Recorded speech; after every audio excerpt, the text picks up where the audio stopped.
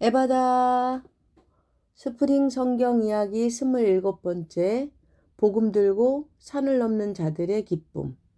사도행전 13장에서 21장 16절 데살로니가 전후서, 갈라디아서, 고린도 전후서, 로마서입니다.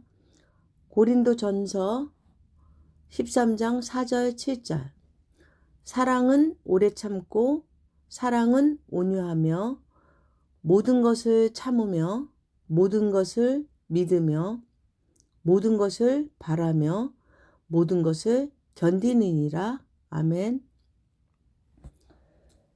예수님 당시 가장 중요한 곳이 예루살렘이었다면 예수님이 부활하신 후 복음이 땅끝까지 전달되기 위한 중요한 센터는 안디옥 교회였어요. 안디옥 교회는 바나바, 르게르라 하는 시므온, 헤롯의 동생 마나엔, 바울 등 다양한 배경을 가진 사람들이 함께한 열린 교회였어요. 안디옥 교회의 후원으로 바울과 바나바는 2년여에 걸친 소아시아 제1차 전도여행을 할 수가 있었어요. 이때 바울과 바나바는 구브로, 비시디아, 안디옥, 이고디온, 루스드라의 복음을 전하고 안디옥으로 되돌아왔어요. 제2차 전도 여행 때에는 바울이 신라와 함께 아시아와 유럽 지역에 복음을 전하러 다녔는데 약 3년 정도가 걸렸어요. 이 기간 중에 바울은 후에 믿음의 아들이 되는 디모데를 제자로 삼았고 드로아라는 곳에서는 의사 누가를 만났는데 그 후 누가는 평생 바울과 동행했어요. 소아시아 지역을 전도하기에 떠났던 바울 일행의 발길을 성령님께서는 유럽 쪽으로 인도하셨어요. 그래서 빌립보, 데살로니가, 베레아, 아덴, 고린도에 복음을 전하고 교회를 세우게 되었어요. 바울의 제2차 전도여행의 핵심 멤버들. 신라, 예루살렘 교회에서 헌신적으로 일하던 일꾼. 디모데, 제1차 전도여행에서 바울이 전도한 사람. 바울이 아들처럼 믿고 사랑함. 누가, 제2차 전도여행 중 예수님을 믿게 되어 동행한 사람. 직업은 의사였음. 바울의 일행은 고린도에 약 1년 6개월 정도 머물면서 고린도 교회를 세웠는데 그때 바울은 데살로니가 전서와 데살로니가 후서라는 두 개의 편지를 썼어요. 바울이 데살로니가 교회에 편지를 쓴 이유는 데살로니가 교인들에 대한 깊은 사랑 때문이었어요. 바울은 교회에 편지를 쓸 때에는 언제나 은혜와 평강이라는 단어를 사용하여 인사했어요. 이 인사는 오래전에 제사장 아론이 이스라엘 백성들을 하나님의 이름으로 축복할 때 사용했던 방법이에요. 바울은 데살로니가 교회의 성도들에게 항상 기뻐하고 쉬지 말고 기도하며 범사에 감사하도록 부탁했어요. 데살로니가 전서 5장 16절에서 18절 항상 기뻐하라, 쉬지 말고 기도하라, 범사에 감사하라. 이것이 그리스도 예수 안에서 너희를 향하신 하나님의 뜻이니라. 아멘. 그리고 부활하시고 승천하신 예수 그리스도의 다시 오심을 늘 깨어 준비하며 기도하라고 했어요. 하지만 이 일로 말미암아 하루하루 성실하게 보내지 않는 일은 오히려 옳지 않다는 것도 잊지 않고 가르쳐 주었어요. 그리고 데살로니가 교회의 교인들이 당시의 어려운 환난과 핍박 가운데에도 예수 그리스도에 대한 올바른 믿음으로 승리하며 하루하루를 힘차게 살도록 격려해 주었어요. 그리고 이어서 바울은 갈라디아 교회에 보내는 편지인 갈라디아서도 썼어요. 바울은 자신이 세운 모든 교회들은 사랑했지만 갈라디아 교회에 대한 사랑은 더욱 특별했어요. 바울은 몸이 많이 아팠을 때 몸을 치료하기에 갈라디아로 잠시 요양을 간 적이 있었다고 해요. 바울은 그곳에서도 아픈 가운데 복음을 전했는데 그때 그곳에 갈라디아 교회가 세워졌던 거예요. 몸이 많이 아팠던 바울을 돌봐주고 사랑하였던 갈라디아 교회를 바울은 잊을 수가 없었던 거예요. 구원은 율법으로서가 아니라 예수 그리스도를 믿는 믿음으로 말미암는다는 복음의 핵심을 바울은 갈라디아 교인들에게 정성껏 써서 보내주었어요. 성령의 9가지 열매, 사랑, 희락, 화평, 오래 참음, 자비, 양선, 충성, 온유, 절제. 구 바울의 제3차 전도 여행은 약 4년 정도가 걸렸어요. 바울은 3차 전도 여행을 시작하면서 에베소에 머물러 고린도 전서와 고린도 후서 두 편의 편지를 써서 고린도 교회에 보냈어요. 전형적인 항구 도시의 특징을 가진 고린도에 세워진 교회에 여러 문제들이 발생했다는 소식을 들었기 때문이에요. 고린도 교인들은 바울파, 아볼로파, 베드로파, 그리스도파 이렇게 4그룹으로 나뉘어 서로 싸움을 일삼았어요. 이러한 문제들에 대해 바울은 안타까운 마음을 가지고 고린도 교회가 올바르고 건강한 교회가 되기 위해서 알아야 할 것들에 대해 편지를 정성껏 써서 보냈어요. 아직 믿음이 연약한 고린도 교회를 든든한 교회로 세우기 위한 조언을 해주면서 특히 그리스도인들의 가장 중요한 은사인 사랑에 대해서 고린도전서 13장을 통해 조목조목 알려주었어요.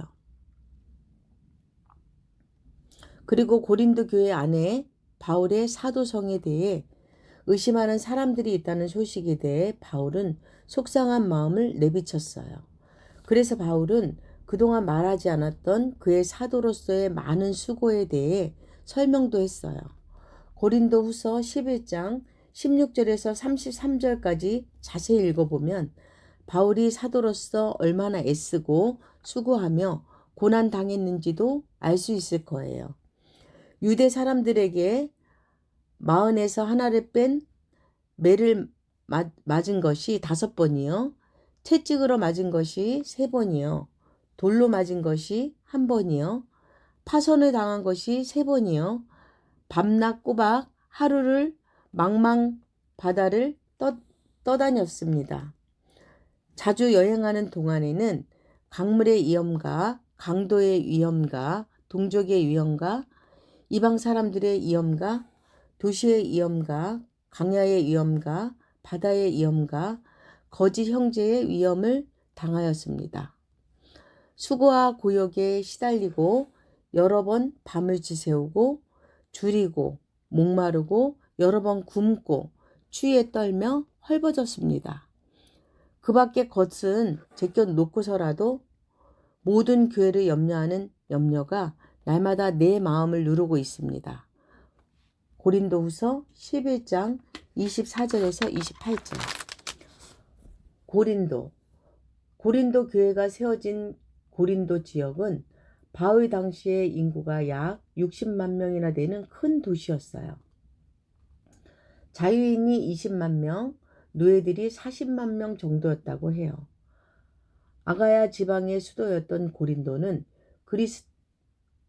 그리스에서 가장 경제활동이 활발한 상업의 중심지였어요.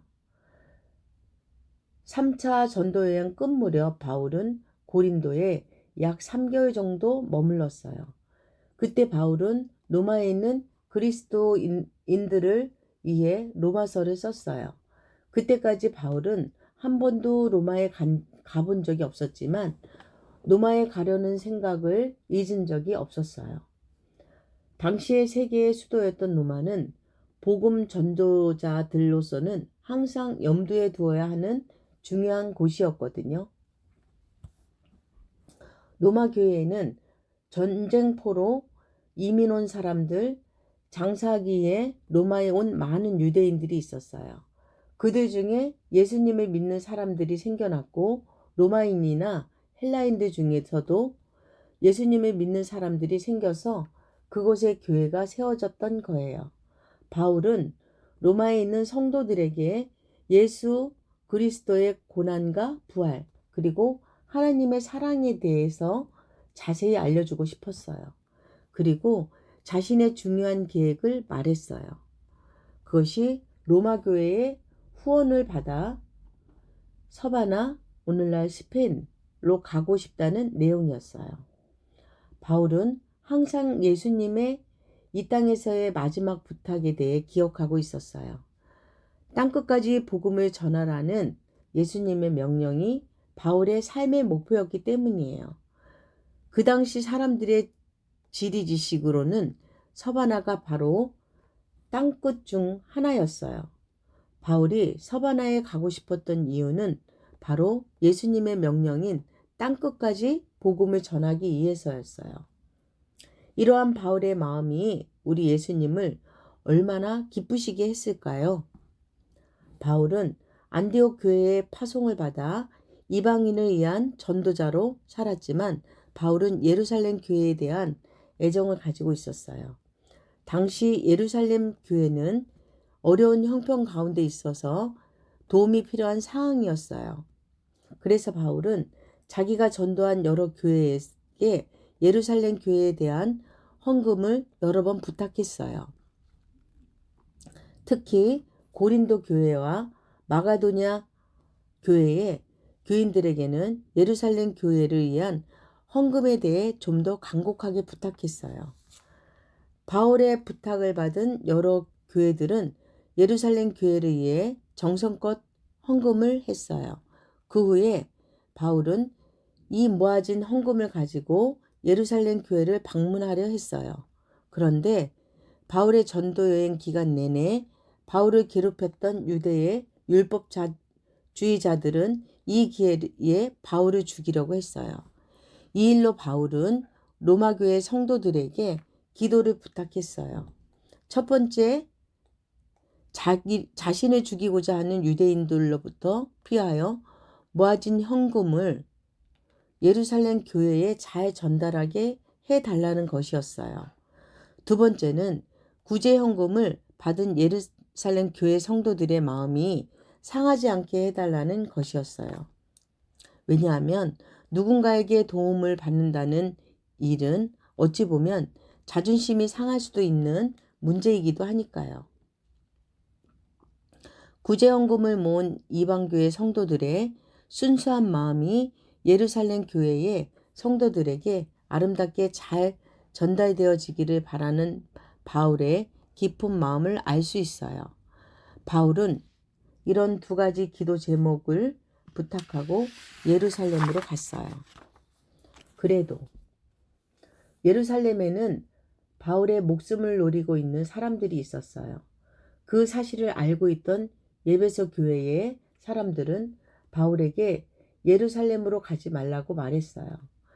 그렇지만 바울은 죽을 것을 각오하고서라도 예루살렘으로 가서 꼭 해야 할 일들을 하겠다고 굳은 의지를 밝혀요. 에베소 장로들과 바울은 눈물로 이별을 하지요. 예수님의 사랑을 마음에 품은 이들이 보여주는 멋진 신앙의 결심들이에요.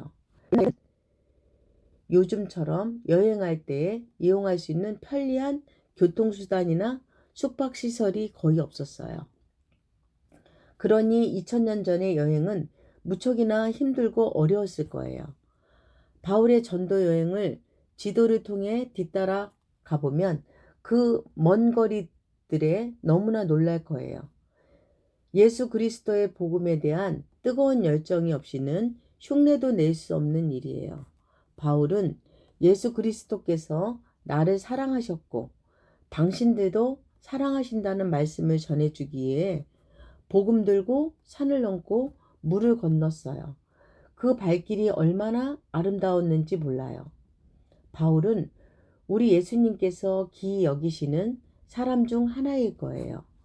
우리도 사도 바울처럼 복음에 대한 뜨거운 열정을 가지고 날마다 독수리가 날개 치는 것 같은 새 힘을 가지고 앞으로 나아가길 바래요.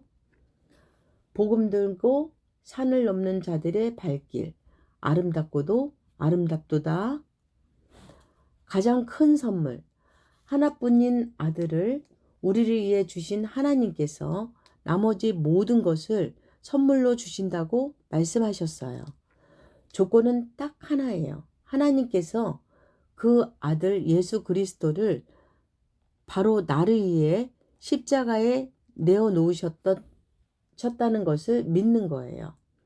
바울은 바로 이러한 사실을 사람들에게 전하기에 그토록 열심히 먼 길을 다녔어요.